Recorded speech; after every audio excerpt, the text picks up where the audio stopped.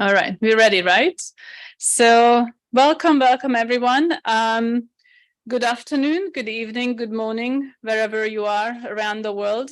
I know that there are many turmoils in the world, and I hope that your day is a kind one today. My name is Mona Lazzo, and I'm the head of communication and knowledge sharing here at the Global Green Growth Institute.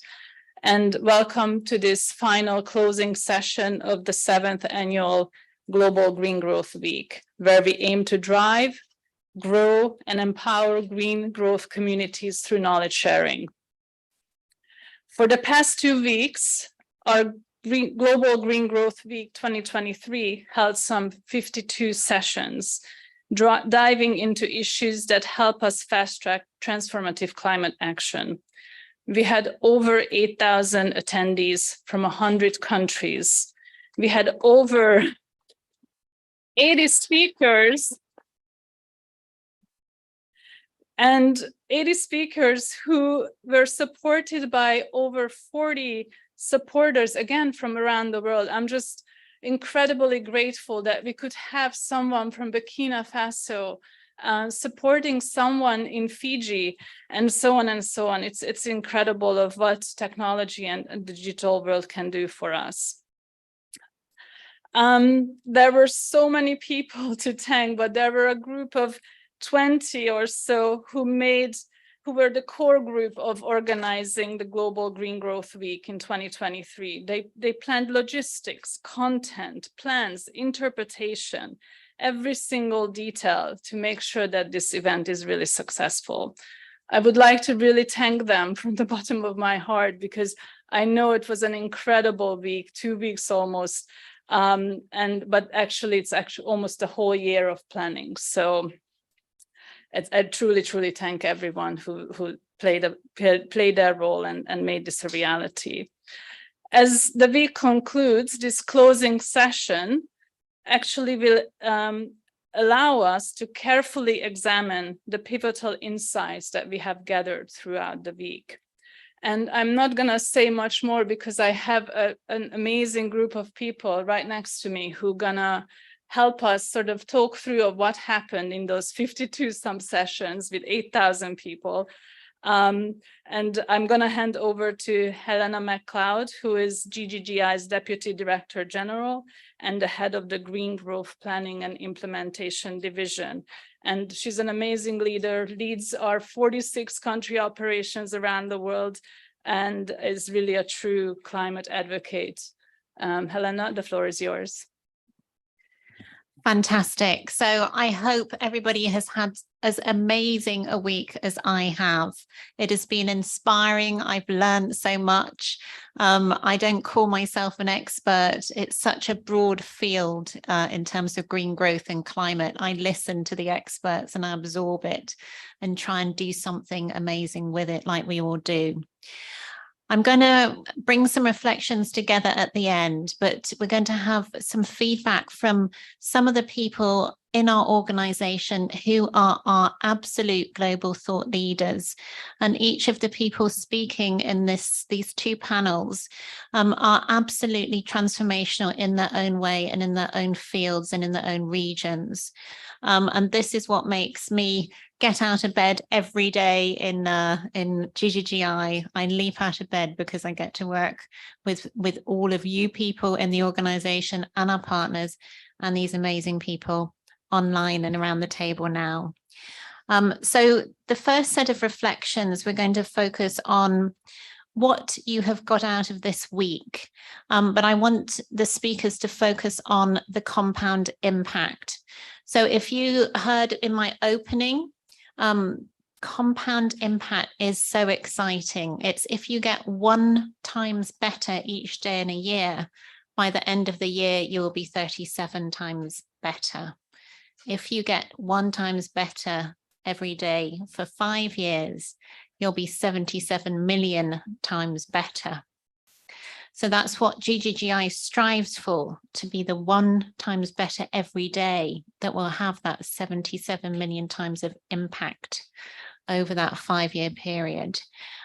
So I'm going to go to our first panelist, Nishant, who I have learned a lot from this week in terms of green hydrogen, but Nishant just inspires me every time I talk to him. He's led some of the most catalytic issuances around the world, investments, the largest floating solar PV plant in India, been really significant in part of that process, our green hydrogen work across the globe. So anyway, Nishant, I look forward to your reflections. Thank you, Helena. Thank you to Mona as well for organizing this Green Growth Week. It was very professionally done. We have so much of participation from all over the world. So congratulations to your team too for organizing this Green Growth Week. Several lessons that came in. We had, so you talked about green hydrogen. We had a very interesting session on green hydrogen because green hydrogen, of course, is seen as one of the potential candidate for decarbonizing hard to abate industries. But we had a number of other sessions on climate finance, but also on sustainable finance. There are 3 or 4 overarching messages that came out of these sessions.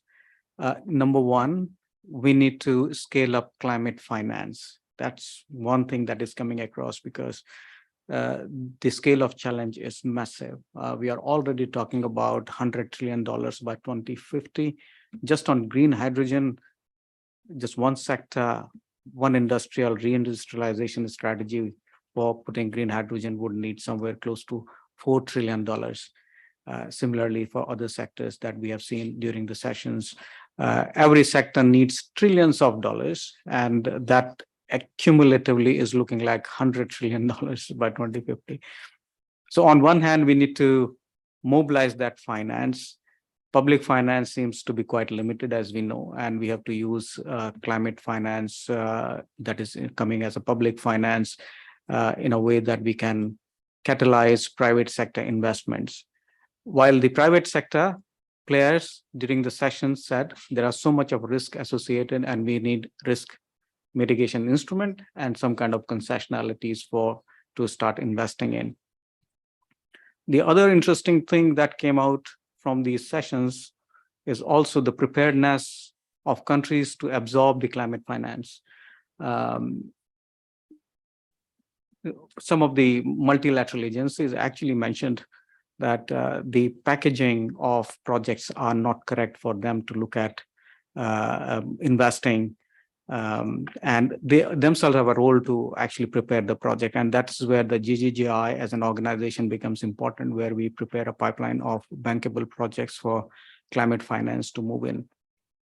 The third important message that came in through this deliberation is also that the adaptation finance, there is a case for adaptation finance. We have seen some very interesting work being presented by OECD and others, is that if you directly invest into adaptation, actually leads to a direct impact, which can recover the entire cost of the investment.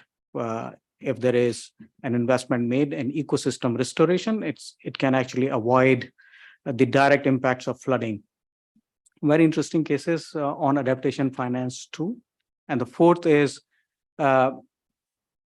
very weak enabling environment and need for policy and regulatory support for these bankable projects to happen.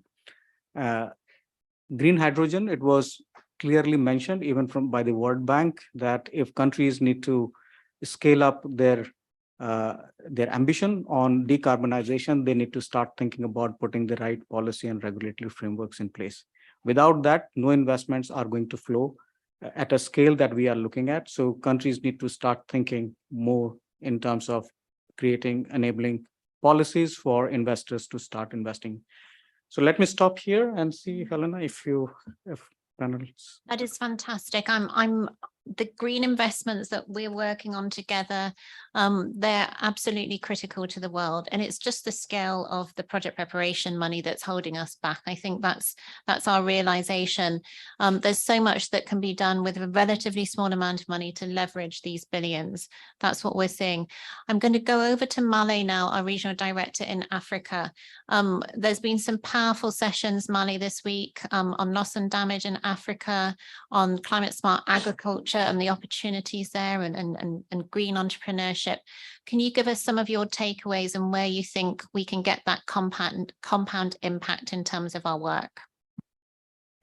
Thank you very much, Helena. First of all, I would like to say thank you to the leadership of GGI, but also to the communication team for organizing such event, and also, of course, the Africa team, the country team and the regional team, especially the business development unit, for the supporting this process. I'm really grateful for that.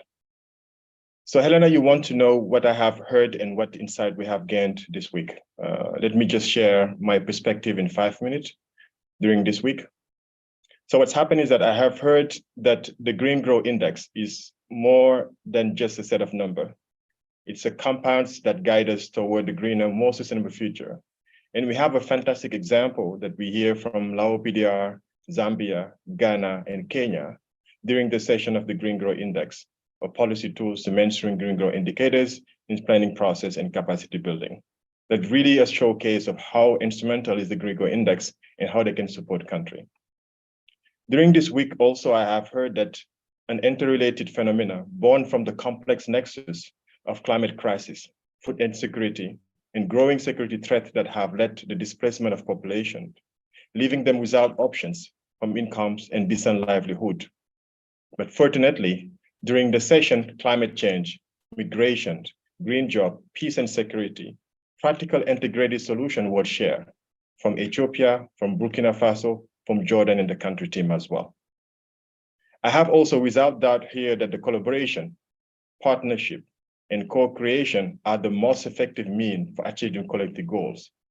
The power of collaboration, partnership, and co-creation lie in the ability of harness collective intelligences and resources, fostering the sense of shared ownership in the pursuit of transformative climate actions. I have also heard from the LDC chair, Mrs. Madeleine Sarr, during the session of loss and damage, perspective for Africa, mentioning that loss and damage is about justice, equity for development, and more importantly, global solidarity, which means that innovative solution is critical to support this transition. I have also heard that transformative climate finance for collective gender intervention is not just a buzzword. It's a call to actions, a commitment to sustainable and equitable future.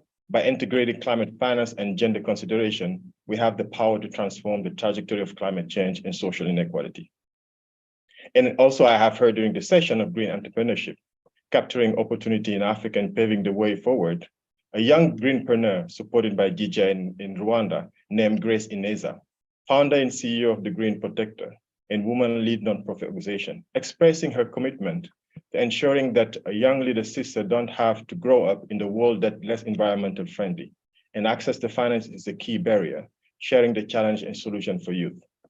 So Helena, I have heard a lot of amazing things this week, but I can let you what I have gained from it as well. I have gained more confidence this week within this GGI family. I'm surrounded by like-minded colleagues who are actively involved, engaged, and committed to support the transformation toward green growth. I have also grown more confident with the increasing number and diversified partners that I have seen around this session and also from different parts of the globe. Joining us during this initiative, we talk about public, private, philanthropy, that we can collectively create a significant impact. I have also grown more confident by seeing more practical solutions from policy to investment, clearly telling us it's about implementation, doing things right, scaling up, and getting to the right solution with the compound impact that you mentioned. I have also grown more confident that we are playing a pivotal role as GGI on helping our country membership to achieve these goals and mainstreaming the green growth in the economic development plan to complementarity and integrated work stream. So I look forward for the implementation of the ideas that were shared in strategy discussed during the week and event, and remain committed to work together toward a more sustainable world and advancing fast-tracking transformation climate actions. The global nature of this GG Week and the commitment of these participants exemplify the power of international cooperation in addressing the defining issues of our time. So there's a lot of things that we heard, and I had heard during the week, that's quite amazing. And I think we can learn and build from that to really help us to shape us more our agenda. And again, thank you all the participants and speakers who contribute to the success of the GG Week. The dedication and insight have been truly invaluable. Thank you, and over to you, Helena. Thank you, Male. I mean, there was so much in the content that you said. The justice has come throughout most of the conversations, most of the sessions we've had, the power of the youth, how the youth are not being included enough.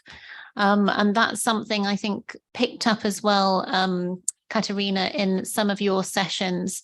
The inclusivity has been so powerful in terms of the leadership in the region, in the Pacific region, and obviously loss and damage being so key for our members there. Could you just please give us some of your reflections and where you think we need to go next?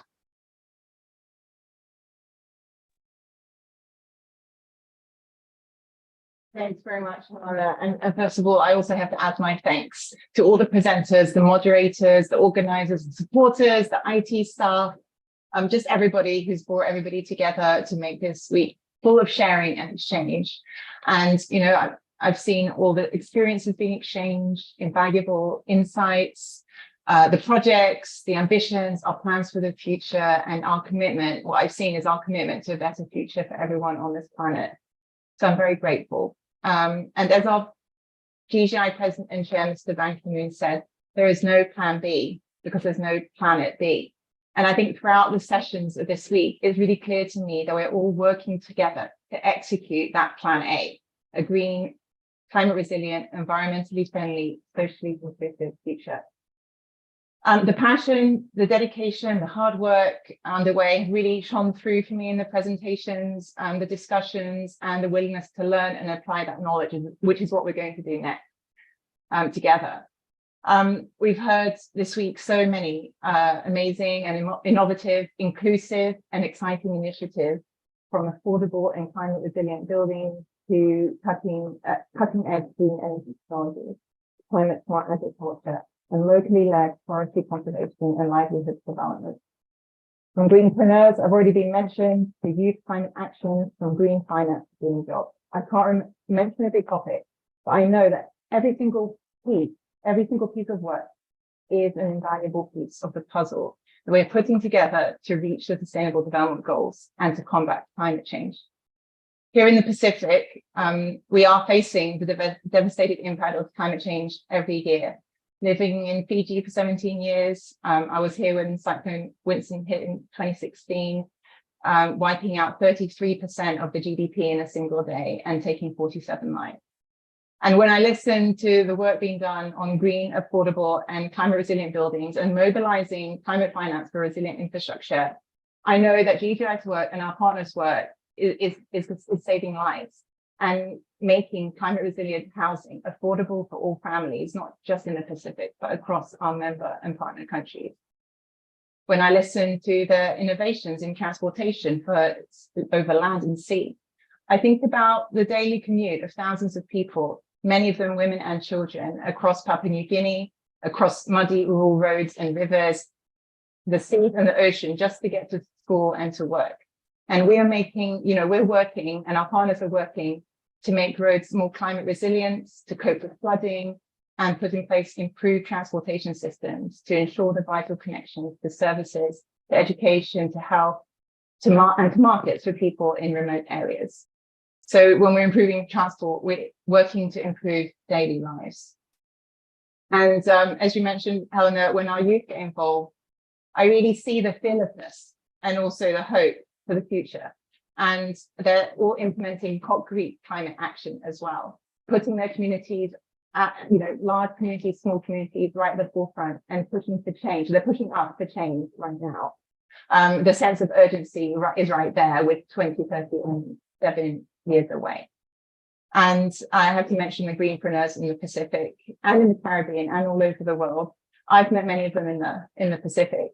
60% of them are young people, and they're creating change in their local communities, but also at the national level through their businesses, from hydroponics to ecotourism, to organic products, to circular economy, to local beverages and traditional solutions applied to the modern world. So the context we have heard have been, had the privilege to learn about, have been incredibly diverse. But they all underscore our common humanity and the importance of listening to each other. That's one of the takeaways for me, is that we must tailor our green climate resilient solutions to the specific needs and contexts and circumstances of each region and its people. GGI solutions, our partner solutions, everybody, all of us working together, it has to be designed to fit the context. So we can cater to the needs of businesses and society at large, ensuring that we transition to a greener economy, and while also fostering inclusivity and equity. So as we Katerina, mobilize, I'm just going to ask you Sure. to just bring it to a close there. Yeah, I'm going sure. to, I think it's fantastic. There's so much is happening in the Pacific as in our other countries, and I share your passion. We are passionate together. Now, before we move to the next session, we brought Mahamadou into our first session rather than the second session. Mahamadou is going into other COP-related meetings in the preparation for COP. Mahamadou, what's the feeling in the region? And given our GG Week, what are your ideas about what's going to happen in terms of our work over the course of the next year? And perhaps you can segue into the next session, which is on COP28. Thank you, Helena. Thank you. Good morning, good afternoon to colleagues. I want to echo what Mali and Katerina said in terms of thanking organizers, colleagues, presenters. And Helena, allow me to also take 20 seconds to talk about how GG Week has evolved. This new format is a young format we introduced in 2020. Before 2020, it used to be a kind of inward-looking internal GGI solution. But from 2020, we deliberately decided to open it up and make it something not only about GGI, but about partnerships, about looking at what is happening elsewhere, and also challenging what we are doing, being part of something much more global. So I'm very much impressed to see the journey. 3 years is not a lot for a global flagship program event, but I think the evolution we have seen is quite amazing. So I'm really thankful to all the colleagues who have been putting effort into this for the past 6-7 months to make it a successful event. Linking this to what we are planning and our ambitions in the region makes me first talk about the MENA Climate Week, which happened just a couple of weeks ago, and which in a way is linked to some of the solutions we are talking here. There are 3 specific aspects I want to focus on. The first one is on the needs for speeding up the level of implementation. The speed and the scale of the implementations are not matching the ambitions that are being set here in the region. So that's the first aspect. And in terms of scale, it's not only about investment. The investment is important, but it's also about the policies, the smart policies that need to be put in place, the impactful policies, how quickly and how many of those policies are being put in place. And an important aspect to add to this is the behavior change. And that's why I think the youth component is an important one. You have a lot of very dynamic youth community in this region, in MENA. They want to be part of it. They want to be not seen as the generation to protect the generation to, they want to be leading. And this is an interesting reflection that came from some of the youth groups we had at the UNGA, saying the more they hear about youth, the more they feel like adults want to protect them, but they want to be seen as the one also leading the change. And I think those 3 aspects are very important in this region. The third aspect I want to link to the MENA Climate Week is the growing interest in the region in terms of carbon market and carbon finance. They want to be part of it. They want to develop it. There are capacity gaps issues. There are issues around the regulatory frameworks, but there is a strong interest to advance into this space. The last reflection area specific to linking to the MENA Climate Week is the importance of addressing climate actions, climate solution with the fragility of states. Fragile states, countries in conflict situations is a growing issue in this region. And a lot of these solutions, development-related solutions, are part of the solution for anticipating on conflicts or also addressing future conflicts. So that's the first part, Helena, and I know I have 2 more minutes to go. The second part is linking this to COP28, to the next session.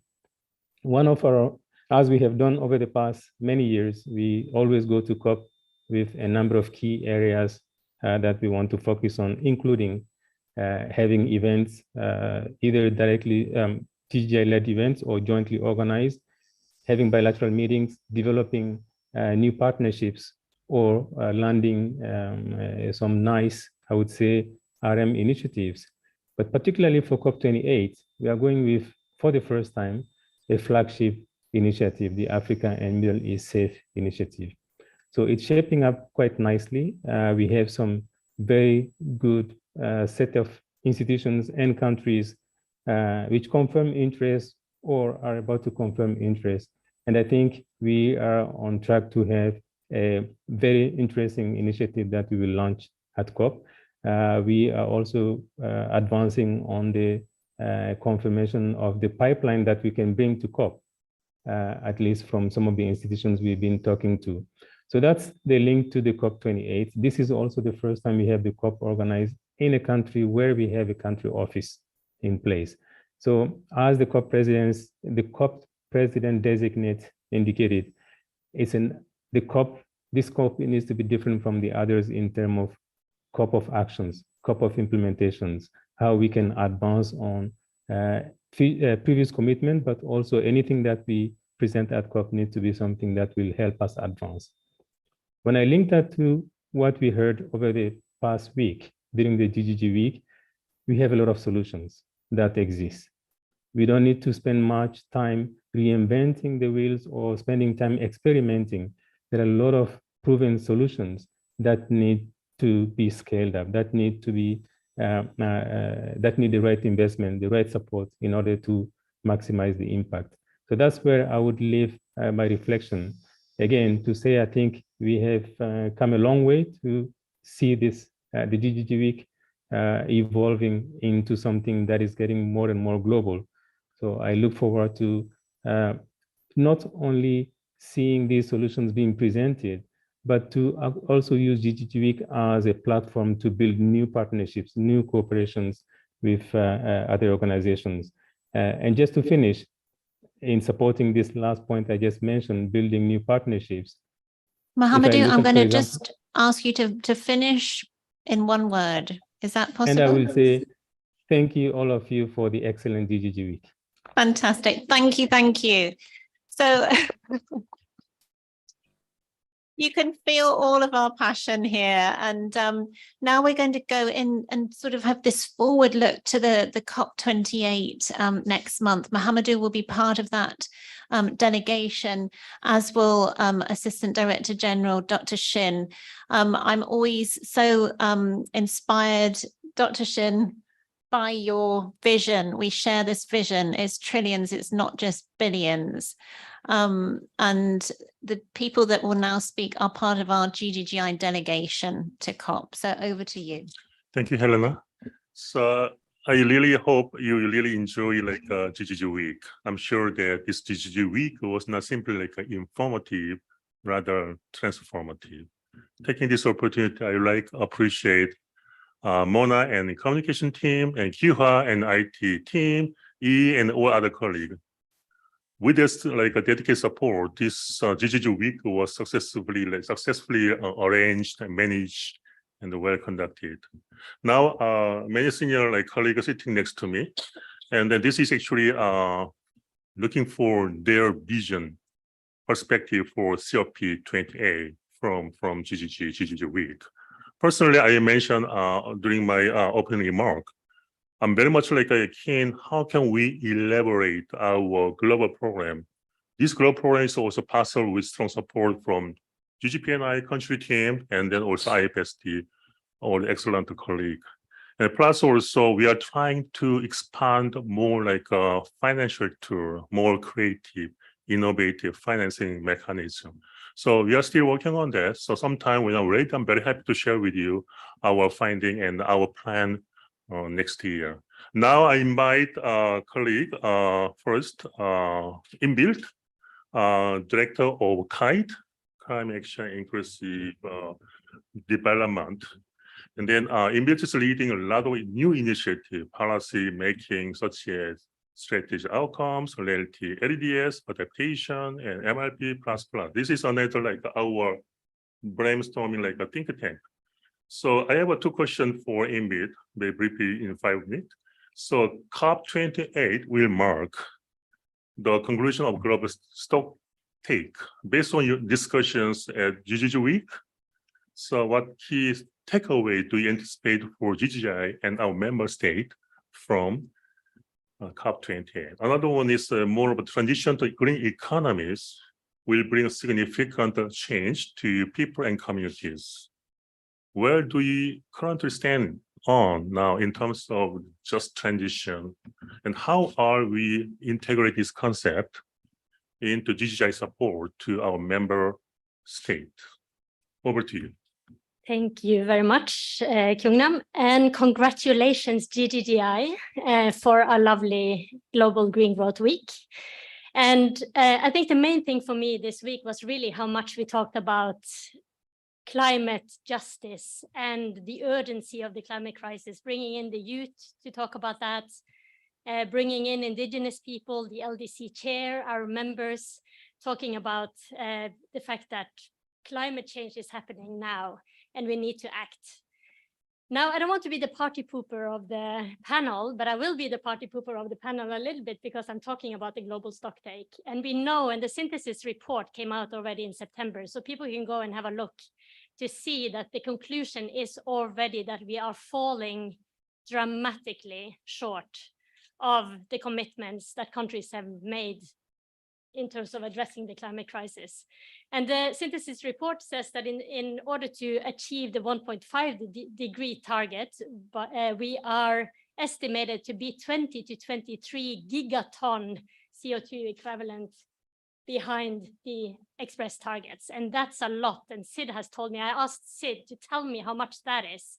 And he said that it is about removing all oil and gas for 2022, for example. That's how much we are falling short. So it's a massive, even though we feel so, it's Friday here and we are ready for the weekend and we feel that we have really heard about all this amazing work that is happening everywhere. And still we are just not doing enough. And that means that we still have so much work to do in line with the growth of GGI. I think we are also learning that we are here because we are needed. I think our members at the council yesterday really expressed the appreciation for the work that we do, and also expressing the commitment to continue to work with us because our support is very much needed. So I think at COP, we will be hearing a lot about the fact that we need to course correct dramatically and rapidly. That means that we need to have the long-term low emission development strategies inform the more shorter term national determined contributions and the targets set in the NDCs. And countries need support in the implementation of it. It doesn't help to just have them in the NDCs. We actually need to get implementation happening at scale. Now, this will be supported, hopefully, by the enhanced transparency framework that is kicking into effect in 2024. So country teams, I think, should keep their ear on the ground for support on MRV and in implementing the framework. So we will also have the NDC enhancement and revision process is set to conclude again in 2025. So we know that the demands for support on the NDC enhancement is going to come up, and that's going to be a critical area where GGI is going to be able to support. Adaptation is, of course, also mentioned in the synthesis report. And again, we are falling short in actually addressing the problem, which is a trillion type problem, not a billion, not a million. It's really in the trillions, the amount of adaptation money that is required to really address the crisis, particularly in least developed countries. Now, there is mention also in the synthesis report, and I think it will come up again, sort of in the process of developing the national adaptation plans, which we are increasingly doing more and more and will be doing more and more. There is also a request to look at the quality of communications around adaptation and use the communications for adaptation to reflect on the level of ambition also for adaptation in the planning. So I think we have a critical role to play on that as well. Loss and damage, of course, is also on the agenda for COP28. We've talked about that this week. I think Achala may want to talk about that a little bit later, but clearly that's a priority area, and we have heard a lot this week, and I love those sessions on loss and damage this week that really highlighted the fact that local solutions are for those people who are already experiencing loss and damage for the climate crisis. And that's truly what is actually the most important part of the whole conversation. And it brings me to the second question, which is about the justice element and just transitions. And we have talked this week about different types of justice. We are talking about climate crisis as a global justice, from a global justice perspective, that it's the countries that are the least to blame that are the most impacted. And that's really truly where I think we as GDDI can show our pipeline of finances mobilized into the least developed countries and the SIDS and all the wonderful work that is happening across LDCs and SIDS, where we really show that we are able to bring solutions to those countries that both need it and deserve the support the most. We also talk about the transactional justice element of the transition. So the Stocktake synthesis report also talks about the massive fundamental, all of society, all of government shift and transition, that transformation that needs to happen across our systems to meet the challenges. And now that is going to land in an uneven playing field where there are people who are going to be directly impacted also by the transition. We had a woman here from the Sami indigenous community in my part of the world, the Arctic, Northern Norway, talking about how it is actually the climate action, the climate measure that is the human rights violation for the Sami population, who are not able to do their traditional reindeer herding as a livelihood in the areas where the wind farms are established.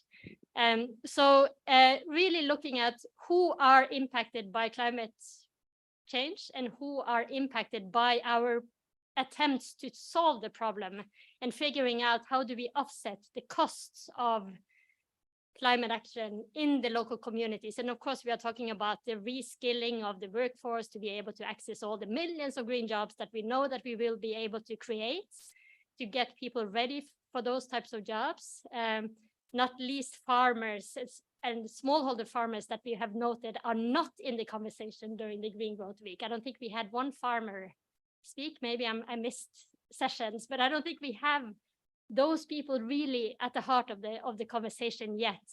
So there's a lot to talk about in that sense, and also about economic diversification, so that those areas that are really depending on brown jobs in coal, for example, that they have alternative livelihoods, which will then bring up the political and social demand for climate action and ambitions. So yeah, thank you very much. I'll stop there. Thank you, Inbild. Very excellent insight, and then very good information sharing with us. Next is Achala. Achala is the regional director of Asia, and then Achala is also deputy MT members representing GGPNI, helping Helena. And then now we understand that the Asia region, actually one of the biggest portfolio growing up recently, and then this sectors very much cover almost all the global program sectors, so can be easily replicated, also scale up, even can be used for other regions as well. So I have one question. We are very much impressed with the paper on the GGI program for the loss and damage. I understand the operationalizing like loss and damage fund is the key outcome everybody's looking for from this during this COP28. Then what are your reflections from this GGG week, and what can you expect from COP28? Is there anything like you can also explain about relevant to Asia region? Over to you. Thank you, Kyung-nam. What a hard act to following, Will. That was great. But just to say, until we do that course correction, or even after we do the course correction, we will still be addressing loss and damage due to climate impacts. So I cannot emphasize the importance of this matter. And I've attended 13 COPs in my life since 2006 and countless intersessional meetings. And I have been in the thick of UNFCCC negotiations, negotiating the Paris Agreement. And if there has been one single most contentious issue throughout these negotiating years, it has been loss and damage. And for this year as well, for this COP, this will be the litmus test. And it is the crunch issue, and I will not be surprised if we go into the early hours of the 13th of December negotiating this issue and even beyond. So I wasn't surprised when we started our GGG week with the first session being on loss and damage. I wasn't surprised when our youth delegates were talking about addressing the need to address loss and damage so importantly. And I wasn't surprised when our ministers actually also focused on that during the ministerial session. So the issues around loss and damage in the context of COP28 negotiations include the governance, the sources, the scope, country ownership, access to the fund, as well as delivery modalities and triggers. Last week, or a few more than a week ago, we had the last transitional committee meeting. The transitional committee is the committee that has been established to actually put forward recommendations to the COP, and they could not agree on who will host the COP loss and damage fund, who will pay the loss and damage fund, and who will receive funds from this fund. And therefore, they have requested an extraordinary session in November. So we are hoping that they will get through some of these hurdles and put forward some recommendations. In terms of hosting, there are discussions around whether it could be the World Bank, whether it could be the UN, whether it could also be the GCF, or it could be a new fund. But whoever is going to host that will also have to really address that absolute necessity of speed and flexibility in allocating and disbursing funds for loss and damage, the new additional and predictable funding that we need to address loss and damage, and also address delivery challenges that the countries have been facing with other funds for mitigation and adaptation for so many years. And also it must have locally led approach, as Ingvild was talking about, to really reach that last mile communities and people in our countries. And we also heard this week during our GG week, our youth talking about the need to address these delivery challenges, but also the need to address for evidence making, especially concerning non-economic losses, as well as slow onset events related loss and damage. And we must also address psychological damage, our youth said, particularly among youth, as they are most vulnerable in terms of mobility. As evidenced by UNICEF's report, weather-related disasters displaced 43 million children in the last 6 years.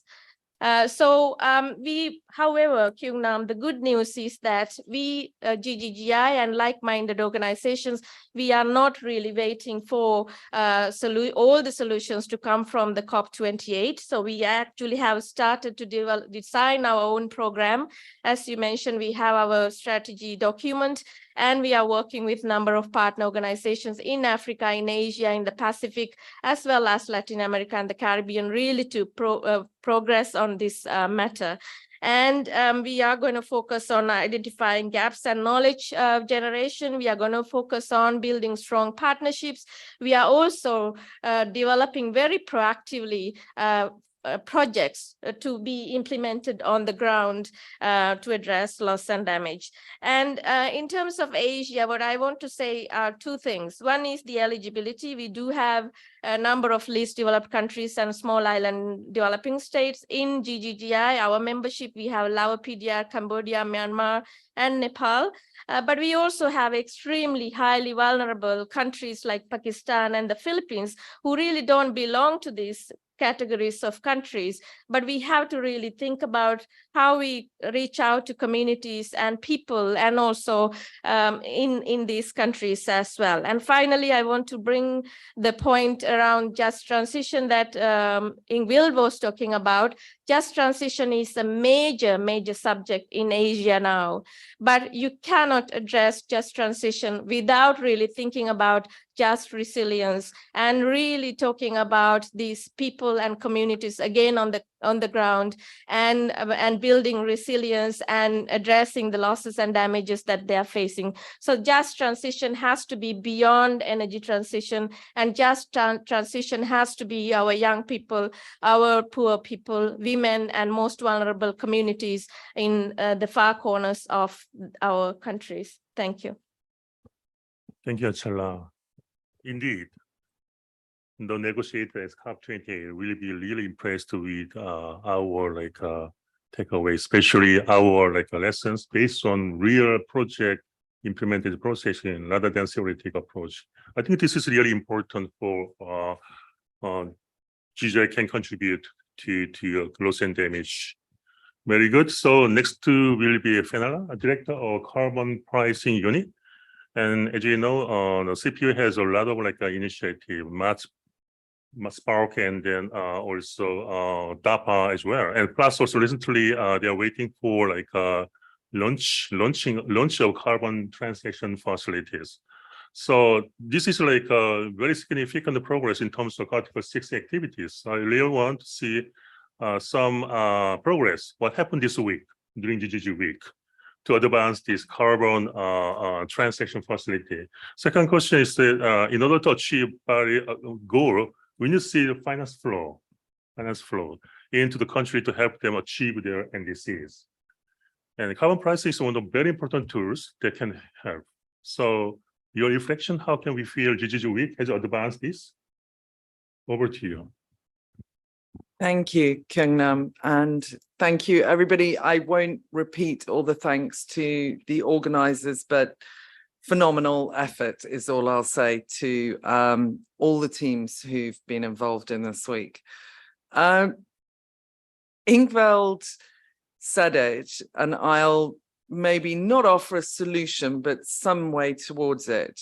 The ambition gap, the action gap. So 23 gigatons CO2 short to meet 1.5 degree targets, 20 gigatons short if you're looking at it from the ambition currently stated. In fact, there's a 3 gigaton gap between what countries have committed in their unconditional NDCs to their conditional NDCs. This is the area where countries have said, I will do this, but I don't have the finance to achieve it. So what can be done? The area that I work in, carbon markets, estimates through a few reports that it can provide a reduction and can assist in the reduction of 4 to 5 gigatons of CO2 over the period to 2030. That solves at least an action gap and can go further if we have the ability and the determination to do so.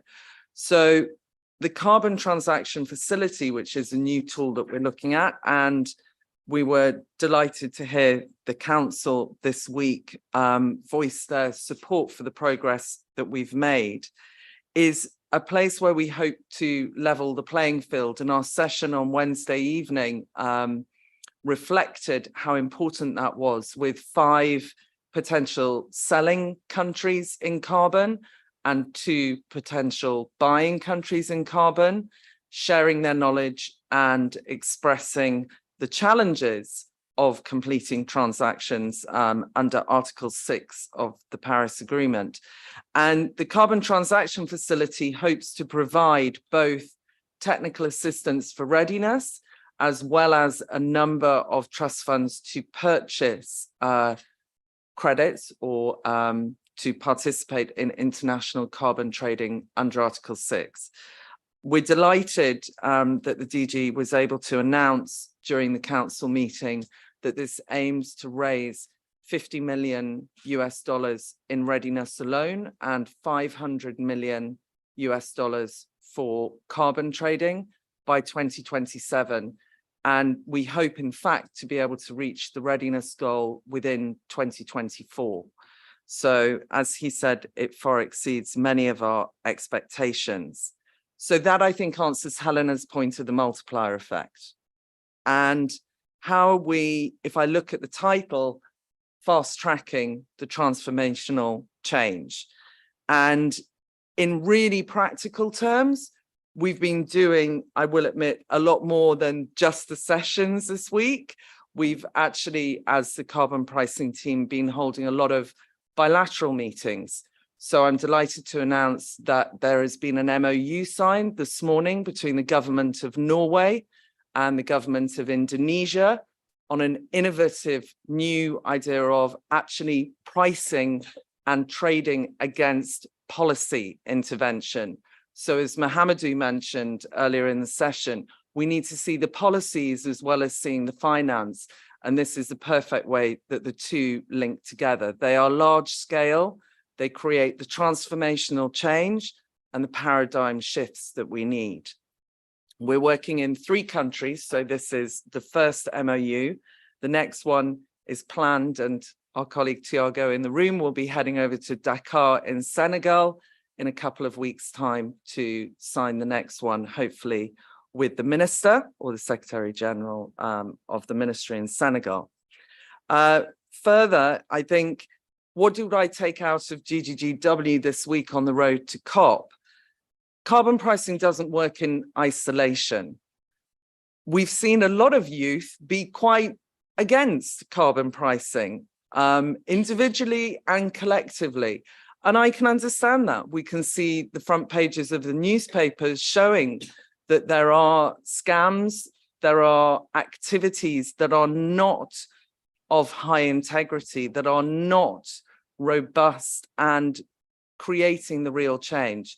So I was delighted to see IEU do a fantastic session, that's our internal evaluation unit, giving a fantastic session which brought in international expertise on how do we identify and really value transformational change. And our monitoring and reporting and verification capabilities in GGGI are essentially important. Also, what can we do? We need to find the activities of how we try and reach these amazing goals. So being able to listen to the expertise on Nishant and colleagues around green hydrogen, transport, methane emission reductions in the waste sectors. These are the ideas that are going to create the change. I think I will leave it there and say just thank you to all colleagues here and to all the participants for taking part this week. Thanks. Thank you, Fenella. So indeed, you are like lessons, and then how can we mobilize a lot of resources from different donors and make this real story? This is really important also for sharing with other colleagues. And I do expect strong collaboration among our IPST, other unit, and also country team. I think this is another important area we need also pursue. So very happy to see good progress. I'm going to leave this one to Helena for your conclusion remark. Over to you. Fantastic. So I am going to do some closing remarks, but just before we do that, I'm going to play, or we will play a short video from our Latin America and Caribbean Regional Director, Ferruccio, and they had their GGW week last week, and it was such an important one. It even had, we don't call them tweets anymore, we call them X's, I think, but from the president of Colombia. There were 10 different countries involved. We had ministers from those different countries come together to discuss adaptation financing in a very strategic and influential forum. And that's what the Colombian president was tweeting about. A lot of business was done that week, as well as bringing that team together, which has doubled in size this year. So over to Ferro for some lovely disco music as well. El sector financiero juega un papel esencial en la lucha al cambio climático. Hoy en día ya tenemos que tomar un paso adelante, no podemos limitarnos a hablar únicamente de mitigación al cambio climático. El cambio climático ya es una realidad, es necesario, es fundamental empezar a hablar de adaptación. Y no podemos lograr esta lucha, no podemos alcanzar la resiliencia y la adaptación al cambio climático sin la leva financiera del sector financiero. Por eso la importancia de un evento como el evento de hoy, por eso la importancia de involucrar al sector financiero en esta conversación. Fantastic. And we've had such influential work on sustainable finance in that region. It's influencing the whole of our portfolio and has already mobilized billions, as we know. Now we're coming to the end, and before our president and chair gives his final remarks, yes, I wanted to say thank you again. Firstly, I want to say thank you to all of the partners who have participated in the events. To really deliver on this huge challenge and opportunity, we need radical partnerships. Sometimes it feels overwhelming, but we're not doing this on our own. We can't do it on our own. And I really want to thank all those partners who have participated in this week. We're doing radical things with you, and other partners are waiting out there to do more radical things with us together, radical impact. Yes, I want to thank the organizers. My gosh, they've been tireless, not just this week, but for weeks. I've seen long hours across the globe from Mona and her team here. And we've had the fantastic support of Kyuha and Sanghyup and Chiwon in terms of our IT support. But there have been supporters all over the world as well. And I really appreciate this one GGGI team effort across the whole board. So thank you, huge. Participants, thank you. What's the point if we don't have participants? 8,000 participants, that's wonderful. Next year, maybe it'll be 16,000, maybe it'll be 40,000. That is the power of compound impact. That is what we strive for. But thank you to you participants.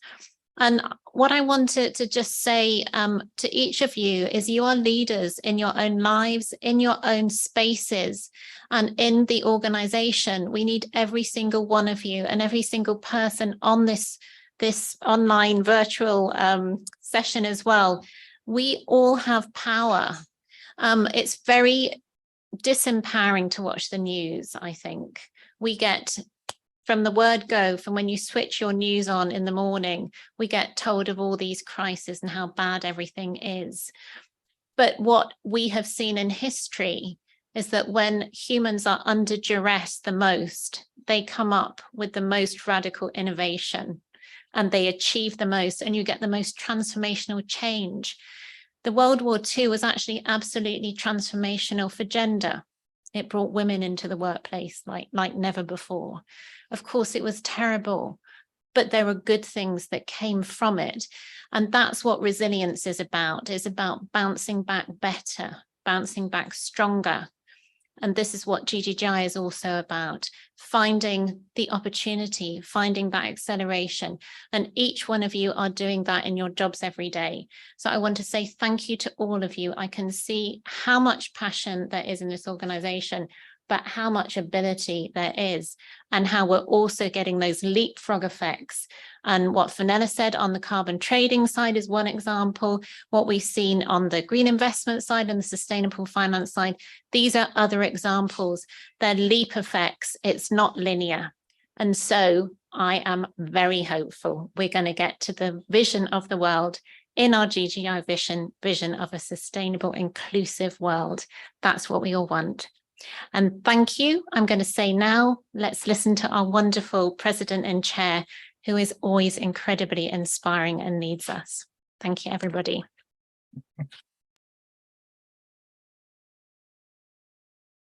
Experts and panelists, fellow green growth champions, GGGI colleagues, and ladies and gentlemen, as the Global Green Growth Week 2023 draws to a close, I would like to express my sincere appreciation for your important participation in the many sessions and events.